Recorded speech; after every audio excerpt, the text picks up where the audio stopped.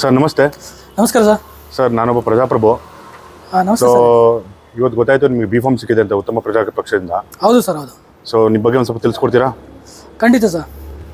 ಹೇಳಿ sir. Sir ನನ್ನ ಹೆಸರು ಆರ್ಯ ಲೋಕೇಶ್ ಅಂತ. ನಾನು ಮಂಡ್ಯ ಜಿಲ್ಲೆ 20 ಕಾನ್ಸ್ಟಿಟ್ಯೂನ್ಸಿಯಿಂದ ನಾನು ಈ ಸಲ ಕಾಂಪೀಟ್ ಮಾಡ್ತಾ ಇದ್ದೀನಿ. ಜೊತೆಗೆ ನಾನು ಇದಕ್ಕೂ ಮುಂಚೆ ಕೂಡ ಮೇಲುಕೋಟೆ ವಿಧಾನಸಭಾ ಕ್ಷೇತ್ರದಿಂದ MLA ಅಭ್ಯರ್ಥಿಯಾಗಿ ಕೂಡ ಸ್ಪರ್ಧಿಸಿದ್ದೆ. ಇದು 2ನೇ ಸಲ ನನ್ನ ಪ್ರಜಾಕೀಯದಿಂದ ಅಭ್ಯರ್ಥಿಯಾಗಿ ನಾನು ಸ್ಪರ್ಧಿಸ್ತಾ ಇದ್ದೀನಿ. ನಿಮಗೆ ನನ್ನ ಬಗ್ಗೆ ಏನು ವಿಷಯ ಗೊತ್ತಾಗಬೇಕು ಅದನ್ನ ಹೇಳಿದ್ರೆ. ವೃತ್ತಿ ಏನು ಸರ್? ನಾನು ಒಬ್ಬ ಶ್ರೀರಂಗಪಟ್ಟಣದಲ್ಲಿ ತಾಲೂಕು ಕೋಆರ್ಡಿನೇಟರ್ ಆಗಿ ವರ್ಕ್ ಮಾಡ್ತಾ ಇದ್ದೀನಿ. ಏನಾಗಿ? ಶ್ರೀರಂಗಪಟ್ಟಣ ತಾಲೂಕೆ ಡಿಜಿಟಲ್ ಗ್ರಂಥಾಲಯದ ಕೋಆರ್ಡಿನೇಟರ್ ಆಗಿ ವರ್ಕ್ ಮಾಡ್ತಾ ಇದ್ದೀನಿ. ಓಕೆ ಸರ್, ಇವತ್ತು ನಿಮಗೆ B.Pharm ಸಿಕ್ಕಿದೆಯಲ್ಲ? Yes sir. ಈಗ MP ಎಲೆಕ್ಷನ್ ಸ್ಪರ್ಧೆ ಮಾಡ್ತಾ ಇದ್ದೀರಾ? ಹೌದು ಸರ್. ಸೊ ನಿಮಗೂ ಗೊತ್ತಿದೆ MP ಎಲೆಕ್ಷನ್ ಚಿಕ್ಕ ವಿಷಯ ಅಲ್ಲ, ತುಂಬ ಲಾರ್ಜ್ ಆಫ್ ಏನಂತಾರೆ ಲೊಕೇಶನ್ ತುಂಬಾ ದೊಡ್ಡದಾಗಿರುತ್ತೆ. ಹೌದು ಸರ್, ಖಂಡಿತ. ಏರಿಯಾ ತುಂಬಾ ದೊಡ್ಡದು, ಜನಸಂಖ್ಯೆ ತುಂಬಾ ದೊಡ್ಡದು. ಖಂಡಿತ. ಸೊ 10 ರಿಂದ 15 ಲಕ್ಷ ಹತ್ರ ಇದು ಬಂದಿರುತ್ತೆ. 8, 10, 15 ತನಕ ಹೋಗುತ್ತೆ MP ಎಲೆಕ್ಷನ್ಗೆ ಅಂತಂದ್ರೆ. ಸೊ ಇವಾಗ ನಿಮ್ಮ ಕ್ಷೇತ್ರದಲ್ಲಿ ನೀವು ಹೆಂಗೆ ಈ ವಿಚಾರಗಳನ್ನ ಪ್ರಚಾರ ಮಾಡಕ್ ಹೋಗ್ಬೇಕು ಅಂದ್ಕೊಂಡಿದ್ದೀರಾ, ಅಥವಾ ನಿಮ್ಮ ಖರ್ಚು ವೆಚ್ಚ ಎಷ್ಟಿದೆ, ಅದಾದ್ಮೇಲೆ ನೀವು ಇದನ್ನ ಯಾವ ತರ ಮುಟ್ಟಿಸ್ಬೇಕು ಅಂತಿದ್ದೀರಾ?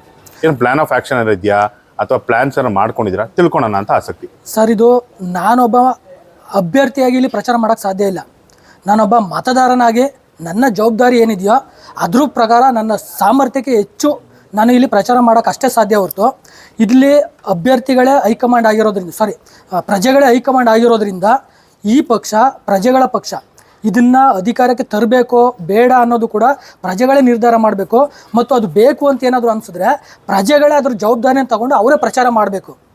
ನಾನು ಅದರಿಂದ ಏನು ಹೊರಗಡೆ ಏನೋ ಇಲ್ಲ, ಅಂದರೆ ನಾನೇನು ಜವಾಬ್ದಾರಿಯಿಂದ ಏನು ಹೊರಗಡೆ ಬರ್ತಾ ಇಲ್ಲ. ನಾನೊಬ್ಬ ಮತದಾರನಾಗಿ ಜವಾಬ್ದಾರಿಯನ್ನು ತೊಗೊಂಡು ನಾನು ಕೆಲಸ ಮಾಡ್ತೀನಿ ಹೊರತು ನಾನೊಬ್ಬ ಅಭ್ಯರ್ಥಿ ಅನ್ನೋದು ನನ್ನ ಮೈಂಡಲ್ಲಿ ಇರೋಲ್ಲ. ಹೀಗಾಗಿ ಇದು ಜವಾಬ್ದಾರಿನ ನಮ್ಮ ಕ್ಷೇತ್ರದ ಮತದಾರರೇ ತೊಗೋಬೇಕು ಮತ್ತು ಅದು ಪ್ರಚಾರನೂ ಕೂಡ ಅವರೇ ಮಾಡಬೇಕು. ನನ್ನ ಸಾಮರ್ಥ್ಯ ಎಷ್ಟಿದೆಯೋ ಅಷ್ಟನ್ನು ನಾನು ಖಂಡಿತ ಮಾಡ್ತೀನಿ. ಇಲ್ಲಿ ಯಾವುದೇ ರೀತಿಯಾದ ಹಣವನ್ನು ನಾನೇ ಆಗಲಿ ಅಥವಾ ನನ್ನ ಪಕ್ಷದವರೇ ಆಗಲಿ ಯಾರೂ ಇನ್ವೆಸ್ಟ್ ಮಾಡ್ತಾ ಇಲ್ಲ. ಇಲ್ಲಿ ಹಣವನ್ನೇ ಇನ್ವೆಸ್ಟ್ ಮಾಡ್ತಾ ಇಲ್ಲ ಅಂತಂದರೆ ಭ್ರಷ್ಟಾಚಾರ ಇಲ್ಲಿಂದನೇ ಸ್ಟಾಪ್ ಆಗಬೇಕು ಅನ್ನೋದು ನಮ್ಮ ಮೊದಲ ಸ್ಟೆಪ್. ಯಾವ ಥರ ಸ್ಟಾಪ್ ಆಗಬೇಕು ಅಂತ ನಿಮ್ಮ ಮೊದಲ ಸ್ಟೆಪ್ ಅಂತಂದರೆ? ಸರ್, ಈಗ ಬೇರೆ ಪಕ್ಷಗಳಿಗೆ ಹೋಲಿಸಿದ್ರೆ ನಾವು ಕ್ಯಾಶ್ಲೆಸ್ ಪಾರ್ಟಿ ಅಂತ ಈಗಿನಿಂದನೇ ಹೇಳ್ತಾ ಇದ್ದೀವಿ. ಅಂದರೆ ಮೊದಲನೇದಾಗಿ ಹಣವನ್ನು ಇನ್ವೆಸ್ಟ್ ಮಾಡೋದ್ರಿಂದನೇ ಭ್ರಷ್ಟಾಚಾರ ಶುರುವಾಗ್ತಾ ಹೋಗುತ್ತೆ. ನಾವು ಇಲ್ಲಿ ಮೊದಲನೇದಾಗಿ ಭ್ರಷ್ಟಾಚಾರ ನಿರ್ಮೂಲನೆ ಆಗಬೇಕು ಅಂತಂದರೆ ಬೇರೆ ನಾವು ಕೋಟಿಗಟ್ಟಲೆ ಇನ್ವೆಸ್ಟ್ನ ಮಾಡಿ ಪ್ರಚಾರ ಮಾಡಿ ಪಾಂಪ್ಲೆಕ್ಸ್ ಮಾಡಿ ಮೈಕ್ ಸೆಟ್ಟಲ್ಲೆಲ್ಲ ಇದೆಲ್ಲ ಮಾಡಿ ನಾವು ಭ್ರಷ್ಟಾಚಾರ ನಿರ್ಮೂಲನೆ ಮಾಡ್ತೀವಿ ಅನ್ನೋದು ಯಾವುದೇ ಕಾರಣಕ್ಕೂ ಸಾಧ್ಯ ಇಲ್ಲ.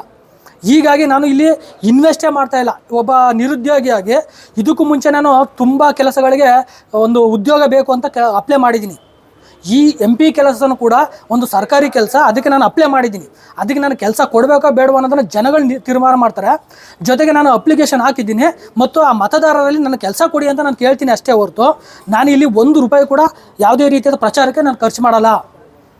ಹೀಗಾಗಿ ಭ್ರಷ್ಟಾಚಾರ ಇಲ್ಲಿಂದನೇ ಸ್ಟಾಪ್ ಆಗುತ್ತೆ. ಜೊತೆಗೆ ನಮ್ಮ ಕ್ಷೇತ್ರದ ಜನಗಳಿಗೆ ನಾನು ಈ ಮೂಲಕ ಏನು ಹೇಳೋಕ್ಕೆ ಇಷ್ಟಪಡ್ತೀನಿ ಅಂದರೆ, ಮೊದಲನೇದಾಗಿ 100ಕ್ಕೆ 100% ಭ್ರಷ್ಟಾಚಾರ ಮುಕ್ತ ವಾತಾವರಣ, ಭ್ರಷ್ಟಾಚಾರ ಮುಕ್ತವಾದಂಥ ವ್ಯವಸ್ಥೆ ಬರಬೇಕು ಅಂದರೆ ಅದು ಪ್ರಜಾಕೀಯದಿಂದ ಮಾತ್ರ ಸಾಧ್ಯ. ಅದನ್ನು 100ಕ್ಕೆ 100% ನಾವು ಗ್ಯಾರಂಟಿನೂ ಕೊಡ್ತೀವಿ. ಅದು ಗ್ಯಾರಂಟಿ ಯಾವ ಥರ ಕೊಡ್ತೀವಿ ಅಂದರೆ, ನಾವು ಬಾಂಡ್ ಪೇಪರ್ನಲ್ಲಿ ಇದೇ ಥರ ಕೆಲಸ ಮಾಡ್ತೀವಿ ಮತ್ತು ಆ ಕೆಲಸಕ್ಕೆ ನಾವೇನಾದರೂ ತಪ್ಪಿದ್ರೆ ₹1 ಬೇರೆದಕ್ಕೆ ಏನಾದರೂ ಯೂಸ್ ಮಾಡಿದ್ರೆ ಮತ್ತು ನಾವು ಗೆದ್ದ ನಂತರ ನಮ್ಮ ಕೆಲಸ ಸಿಕ್ಕ ನಂತರ ನಾವು ಬೇರೆ ಪಕ್ಷಕ್ಕೆ ಏನಾದರೂ ಜಂಪ್ ಆದರೂ ಕೂಡ ನೀವು ನಮ್ಮ ಮೇಲೆ ಕೋರ್ಟಲ್ಲಿ ಕೇಸ್ ಹಾಕಿ ನಮ್ಮನ್ನು ಅಧಿಕಾರದಿಂದ ಕೆಳಗಡೆ ಇಳಿಸ್ಬೋದು, ನೀವು ಬೇರೆ ಏನು ಬೇಕಾದ್ರೂ ಆಕ್ಷನ್ನ ತೊಗೋಬೋದು ಅಂತ ನಮ್ಮ ಕ್ಷೇತ್ರದ ಮತದಾರರಿಗೆ ನಾವು ಬಾಂಡ್ ಪೇಪರ್ ಮೇಲೆ ಬರೆದು ಕೊಡ್ತೀವಿ. ಇದಕ್ಕಿಂತ ಗ್ಯಾರಂಟಿ ಬೇರೆ ಯಾವ ಪಕ್ಷನೂ ಕೊಡೋಕ್ಕೆ ಸಾಧ್ಯ ಇಲ್ಲ. ಹಂಗೊಂದು ವೇಳೆ ಕೊಟ್ಟರೆ ಬೇರೆ ಯಾವುದೇ ಪಕ್ಷ ಇದಕ್ಕಿಂತ ಗ್ಯಾರಂಟಿ ಕೊಟ್ಟರೆ ನಾನು ಈ ಸಲ ಕಾಂಪೀಟ್ ಮಾಡೋದೇ ಬಿಟ್ಬಿಡ್ತೀನಿ.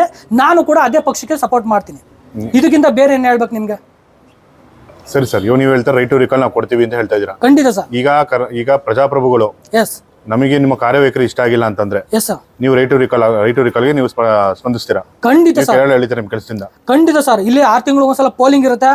ಮೊದಲನೇ ಸಲ ಏನಾದರೂ ನಾವು ಮಾಡಿರುವಂಥ ಕೆಲಸ ಜನಗಳಿಗೆ ಇಷ್ಟ ಆಗಲಿಲ್ಲ ಅಂದರೆ ಒಂದು ಸಲ ತಿದ್ದುಪಡಿಗೆ ಅವಕಾಶ ಕೂಡ ಇರುತ್ತೆ. ಜೊತೆಗೆ ಎರಡನೇದಾಗಿ ನೆಕ್ಸ್ಟ್ ಪೋಲಿಂಗ್ನಲ್ಲಿ ಕೂಡ ನಾವು ಮಾಡೋವಂಥ ಕೆಲಸ ಕರೆಕ್ಟ್ ಇಲ್ಲ ಅಥವಾ ಬೇರೆ ಕ್ಷೇತ್ರಕ್ಕೆ ಬಂದಿರತಕ್ಕಂಥ ಹಣವನ್ನು ನಾವು ದುರುಪಯೋಗ ಪಡಿಸ್ಕೊಂಡಿದ್ರೆ ಅಥವಾ ನಾವು ಮಾಡಿರ್ತಕ್ಕಂಥ ಕೆಲಸದಲ್ಲಿ ಏನಾದರೂ ಕಳಪೆ ಕಾಮಗಾರಿಗಳು ಕಂಡು ಬಂದರೆ ಅಥವಾ ಜನಗಳಿಗೆ ಅದು ತೃಪ್ತಿ ಅನ್ನಿಸ್ಲಿಲ್ಲ ಅಂತ ನಮ್ಮನ್ನೇನಾದ್ರು ರಿಜೆಕ್ಟ್ ಮಾಡಿದ್ರೆ ನಾವು ಅಧಿಕಾರದಿಂದ ನಾವೇ ಇಳಿದು ಬಿಡ್ತೀವಿ. ತುಂಬ ಥ್ಯಾಂಕ್ ಯು ಸರ್. ನಿಮ್ಮ ಅಮೂಲ್ಯವಾದ ಸಮಯ ನಮ್ಗೆ ಕೊಟ್ಟಿದ್ದಕ್ಕೆ democratic Prajakeeya thank you sir. And news Mitra ಅಂತ ಧನ್ಯವಾದಗಳು. Thank you sir. ಜೈ ಪ್ರಜಾಕೀಯ.